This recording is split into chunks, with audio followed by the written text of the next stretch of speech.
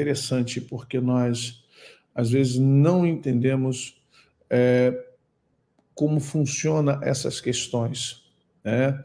E a gente fica assim, o que é uma batalha na alma, o que é uma batalha na mente? O que estar batalhando, o que é estar batalhando com a minha mente? Voltando aqui ao tema, a questão que eu falei para você. Muitas coisas que já pedimos a Deus, muitas coisas que nós clamamos a Deus, muitas coisas que a gente fez oração,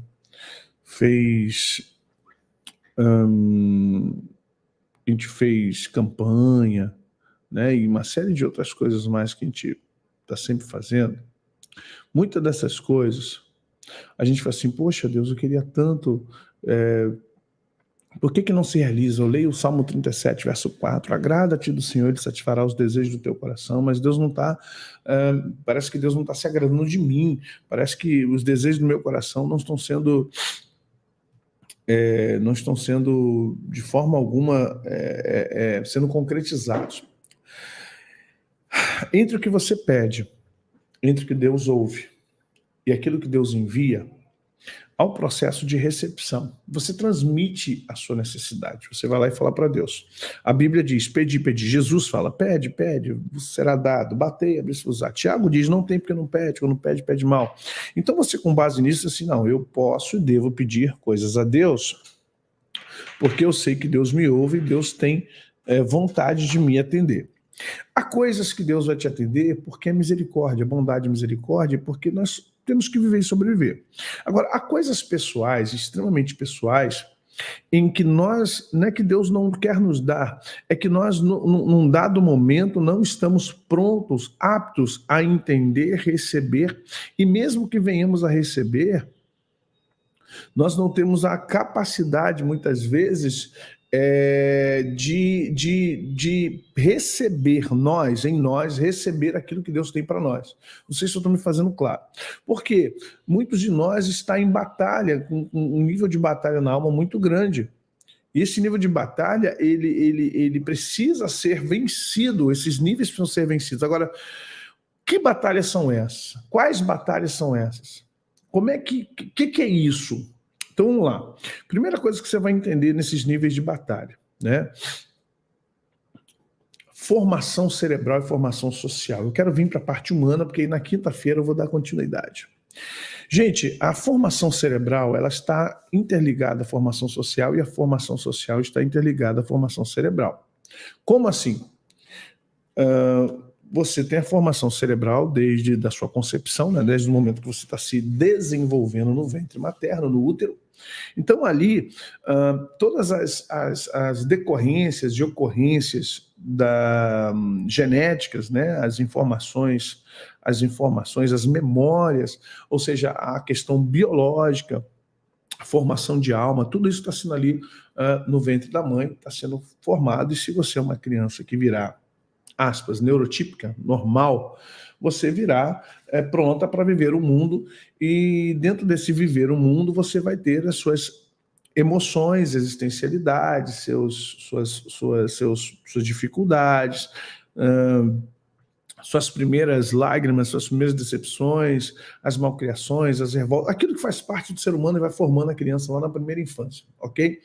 Isso é formação cerebral, o cérebro está começando a perceber, é como uma pessoa num carro novo, né? Aprende até onde o carro pode dar, quantos litros gastam para tantos quilômetros, o jogo do carro, quanto você pode virar, a estabilidade dele nas curvas, ou seja, você vai aprendendo, enquanto você vai usando o carro, você vai aprendendo a trabalhar com o carro, a facilidade de estacionar de ré, aquela coisa toda, né? Tamanho. Então, o cérebro é a mesma coisa. A gente vai crescendo, isso até a velhice. Conforme a gente vai experimentando coisas novas, o cérebro ele vai se adequando, vai criando as questões mnemônicas, ele vai começando a perceber o seu entorno, o seu meio ambiente social, se é agressivo, se é favorável, se é amigável, se é hostil. Ou seja, o cérebro é esponjoso e cada vez mais ele vai aprendendo e querendo entender algo que possa valer a pena para ele. Só que entenda, a formação cerebral ela está ligada à formação social. né? O seu cérebro, ele é muito... O ser humano é um ser social, então o ambiente, o meio ambiente que o ser humano se encontra, influencia ele diretamente na sua formação.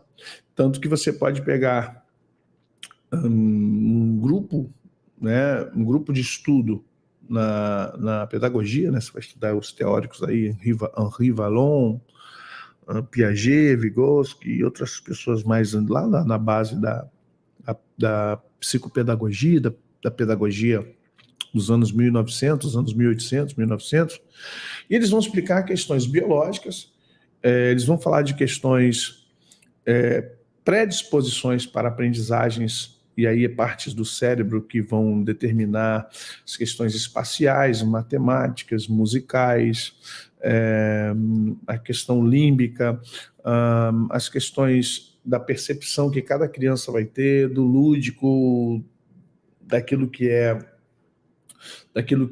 real, daquilo que é irreal. Então, vamos lá, como a criança percebe um comando, como a criança percebe uma história, como uma criança percebe, ou seja, tudo é influenciável nesse ponto da formação social.